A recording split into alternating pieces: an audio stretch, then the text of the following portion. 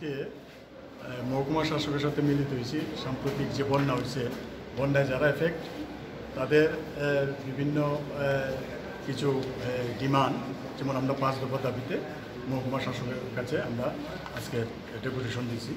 এই ডেপুটেশনের মধ্যে আমরা দুর্গত যারা আছেন, দুর্যোগপূর্ণ আবহাওয়ার মধ্যে দাঁড়াইয়া যারা আহত হয়েছে, নিহত হয়েছে, এই পরিবারগুলিকে আর্থিক সাহায্য প্রদান করা, অতিবর্ষণে ক্ষতিগ্রস্ত পরিবারগুলিকে আর্থিক সাহায্য প্রদান করতে যাতে মহকুমা প্রশাসন সেইভাবে প্রস্তুতি নিয়ে নেয় এবং দলমত নির্বিশেষে বন্যায় ক্ষতিগ্রস্ত সকল মৎস্য চাষি কৃষকদের দ্রুত পর্যাপ্ত পরিমাণে আর্থিক সাহায্য প্রদান করা এবং ক্ষতিগ্রস্ত পরিবারগুলিকে অতি দ্রুত রেগা ও টোয়েপের কাজ প্রদান করতে হবে এবং অবিলম্বে কাজের বকেয়া টাকা মিটিয়ে দিতে হবে। আগে যে কাজ করছে এই টাকা এখনও পাইছে না, এগুলি যাতে এই বকেয়া টাকা মিটিয়ে দেয় এবং মহকুমা এলাকার প্রতিটা গ্রামে মহল্লায় নির্বিচ্ছিন্ন বিদ্যুৎ পরিষেবা, পরিশ্রুত পানীয় জল সরবরাহ, রাস্তাঘাট ও প্রণালী সংস্কার এবং বন্যা কবলিত এলাকাগুলিকে স্বাস্থ্যসেবী সংগৃহীত করা সহ জলবাহিত রোগ প্রতিরোধের প্রয়োজনীয় উদ্যোগ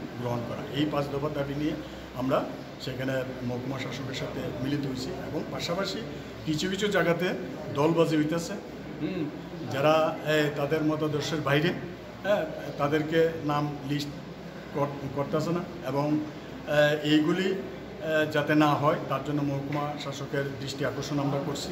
আমরাও কিছু লিস্ট পিস করতেছি, যারা এরকম লিস্টেড আইছে না তাদেরকে যাতে এই বন্যা কবলিত এলাকার মধ্যে আছে তাদেরকে যাতে আর্থিকভাবে সাহায্য করা হয়, সেইভাবে মহকুমা শাসক যাতে প্রস্তুতি নেন এবং উদ্যোগ নেন, সেইভাবে ওনার কাছে আমরা ডেপুটেশনের সেই কথাগুলি আমরা বলছি। এই বিষয়গুলি নিয়ে মহকুমা শাসকও বলেছেন আমি যেখানে যেখানে বাদ আছে যারা লিস্টের যদি এমন না আসে তাহলে আমি নিজে গিয়ে হইলেও ব্যবস্থা করব, এরকম একটা আশ্বাস আমাদেরকে দিচ্ছে। আমরা দেখতেছি, এই আশ্বাস নিয়ে আমরা যাইতেছি। আমার বিশ্বাস মহকুমা শাসকও সেই প্রস্তুতি নিয়ে যারা এফেক্টেড তাদেরকে সাহায্য করবে।